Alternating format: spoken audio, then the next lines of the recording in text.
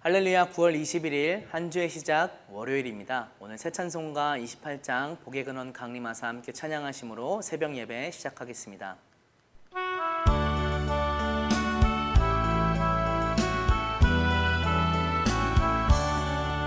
복의 근원 강림하사 찬송하게 하소서. 한량없이 자비하심 증량할 길 없도다. 천사들의 찬송가를 내게 가르치소서. 구속하신 그 사랑을 항상 찬송합니다. 주의 크신 도움 받아 이때까지 왔으니 이와 같이 천국에도 이르기를 바라네. 하나님의 품을 떠나 죄에 빠진 우리를 예수 구원하시려고 보혈을 여주셨네. 주의 귀한 은혜 받고 일생 빚진 자 되네. 주의 은혜 사슬 되사 나를 주께 매소서.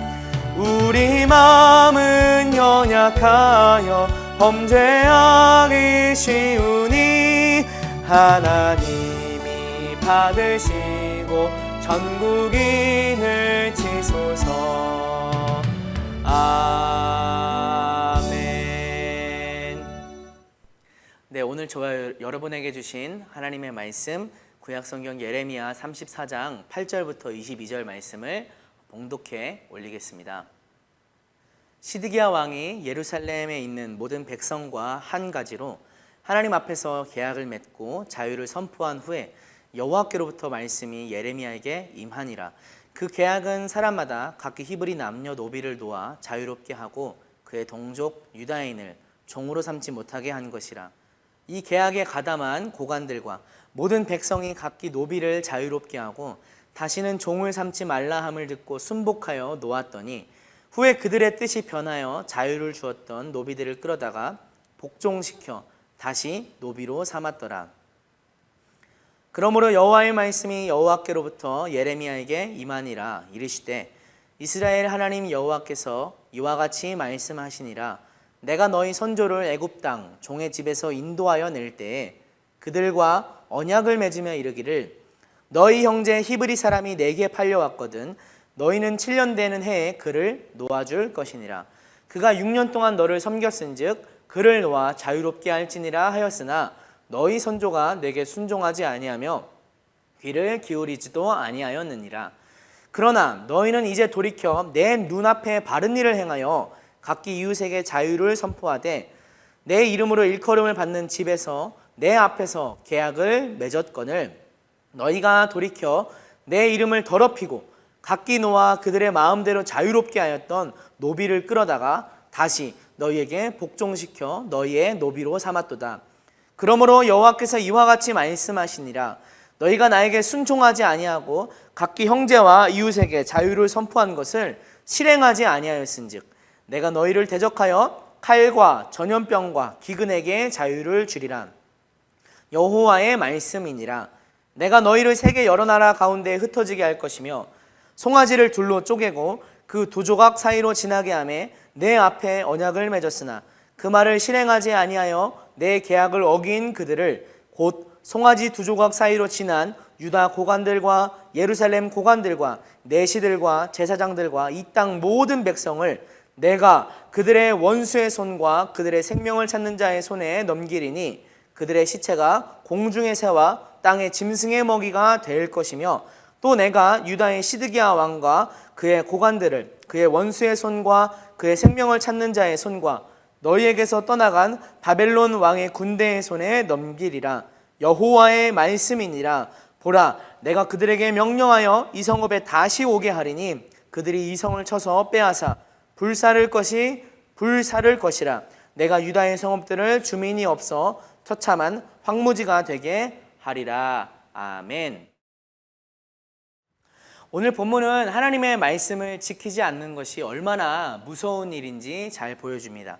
특별히 하나님의 말씀을 지키는 듯 했지만 상황 따라 환경 따라 말씀을 저버리는 것이 얼마나 무서운 결과를 가져오는지 잘 보여줍니다. 오늘 본문은 바벨론 왕이 유다 전국을 공격하다가 몇 개의 성읍만 점령하고 다시 돌아갔을 때 일어났던 일 같습니다. 시대에 대해서 정확하게 말씀하고 있지는 않지만 22절에서 바벨론 군대를 다시 오게 하리니 라고 말씀하고 있기 때문입니다.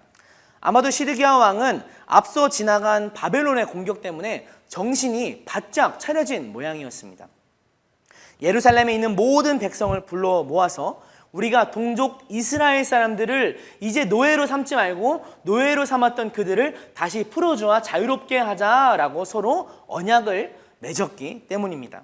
이건 출애굽기 21장과 신명기 15장에서 말씀하고 있는 동족 노예 금지법을 실현하는 것이었습니다.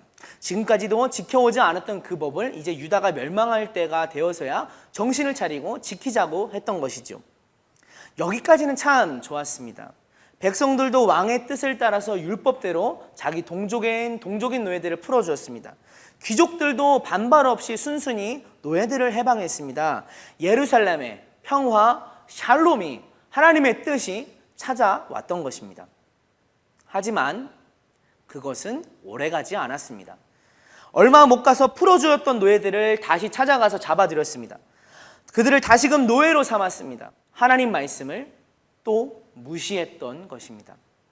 자기의 필요가 앞서서, 편리가 앞서서, 욕심이 앞서서 하나님 말씀이 금하고 있는 것을 되풀이했던 것입니다. 지키기로 결의를 했는데, 하나님 말씀을 지키자고 결의까지 했는데 상황 따라 환경 따라 저버렸던 것입니다. 그러니 이제 하나님께서는 상황 따라 환경 따라 말씀을 저버린 것이 얼마나 무서운 일인지 유다 백성에게 보여주고자 하십니다. 17절을 보면 이렇게 말씀하고 계십니다. 그러므로 여호와께서 이와 같이 말씀하시니라. 너희가 나에게 순종하지 아니하고 각기 형제와 이웃에게 자유를 선포한 것을 실행하지 아니하였은즉 내가 너희를 대적하여 칼과 전염병과 기근에게 자유를 주리라. 여호와의 말씀이니라. 내가 너희를 세계 여러 나라 가운데 흩어지게 할 것이며. 사람들이 이웃 사람들에게 자유를 주지 않으니까 하나님은 누구에게 자유를 준다고 말씀하고 계시나요? 칼과 전염병과 기근과 같은 죽음을 불러올 수 있는 재앙에게 자유를 주겠다라고 말씀하십니다. 야, 재앙아, 너 하고 싶은 대로 다 해봐. 네가 몇 명을 죽이든지 몇 명을 무너지게 하든지 나는 신경 쓰지 않을게. 너에게 맡길게 라고 재앙에게 자유의 권한을 부여하신 것과 같습니다. 또 18절과 20절 후반절을 보면 이렇게 말씀하십니다. 송아지를 둘로 쪼개고 그 두 조각 사이로 지나매 내 앞에 언약을 맺었으나 그 말을 실행하지 아니하여 내 계약을 어긴 그들을 넘기리니 그들의 시체가 공중의 새와 땅의 짐승의 먹이가 될 것이며. 옛 고대 근동에는 중요한 계약을 세울 때 송아지 같은 짐승을 반으로 갈라서 매달아 놓고 계약을 맺는 당사자들끼리 함께 그 갈라놓은 그 짐승 사이로 지나가는 풍습이 있었습니다. 이것은 계약이 엄중하여서 만약 어느 누군가 그 계약을 지키지 않을 시에는 다른 한쪽이 그 상대방을 죽여도 된다라는 그런 의미를 담고 있었습니다. 마치 반으로 잘린 짐승처럼 죽음을 대가로 맺는 계약이라는 뜻이었죠.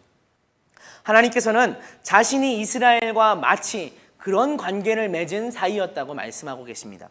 아브라함에게 나타나셔서 또 야곱과 요셉, 모세에게 나타나셔서 이스라엘과 깨트릴래야 깨트릴 수 없는 언약을 맺은 사이였다라고 말씀하시는 것입니다. 그러나 하나님은 언약을 깨지 않으셨는데 유다 백성들은 너무나 그 언약을 쉽게 깨버렸기 때문에, 너무나 처참하게 하나님과의 언약을 무시하고 버렸기 때문에 이제 송아지가 두 조각으로 잘린 것처럼 피가 뚝뚝 떨어져서 죽어있는 상태가 된 것처럼 유다에게도 그렇게 심판을 행하겠다라고 말씀하시는 것입니다.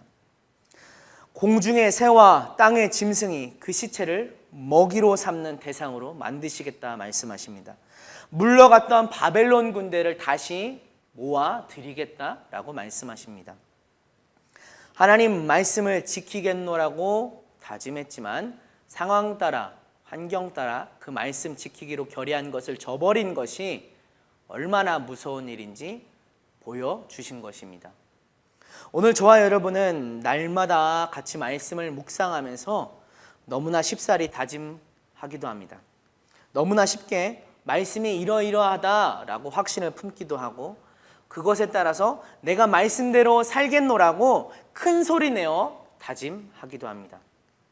물론 이것은 아예 말씀을 묵상하지 않는 것보다는 나은 행위입니다. 아예 말씀을 따라 살려고 다짐하는 것이 없는 것보다는 나은 삶의 모습입니다. 하지만 우리는 너무나 쉽게 말씀 앞에 다짐하고 또 너무나 쉽게 그 다짐했던 것을 저버리진 않는지 돌아봐야 할 것 같습니다. 우리의 다짐이 너무나 쉽게 휴지 조각처럼 여겨진다면 그것은 오히려 우리가 말씀을 바라보지 않고 말씀 앞에 다짐하지 않는 것보다 더 안 좋은 결과를 바라보게 될 것입니다. 말씀을 묵상할 때 또 말씀을 다짐할 때 변하지 않는 심령으로 그 앞에 나아가는 저와 여러분이 되길 원합니다.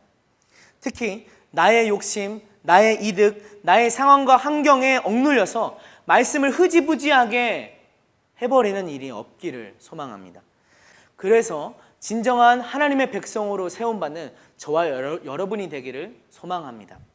흔히 쉽게 뜻이 변하는 경우를 가리켜서 손바닥을 뒤집듯 한다라고 표현합니다. 우리가 말씀 앞에 손바닥을 뒤집듯 마음을 변개하고 있는 것은 아닌지 돌아보는 하루가 되길 원합니다.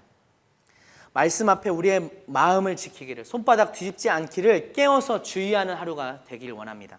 우리의 손바닥을 뒤집지 않기를 꿈꾸면서 오늘 말씀 묵상을 마치겠습니다. 함께 기도드리겠습니다.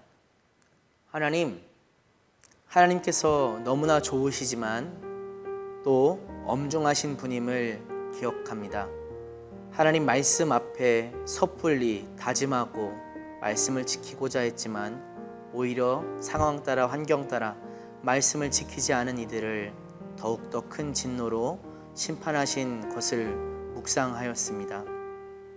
저희들의 삶 가운데서 손바닥을 뒤집듯 하나님 앞에 말씀 앞에 다짐한 것을 변개하지 않도록 이끌어 주시옵소서. 우리의 마음이 상황 따라 환경 따라 흘러가고 있지 않은지 깨어서 분별하는 마음을 허락해 주시옵소서.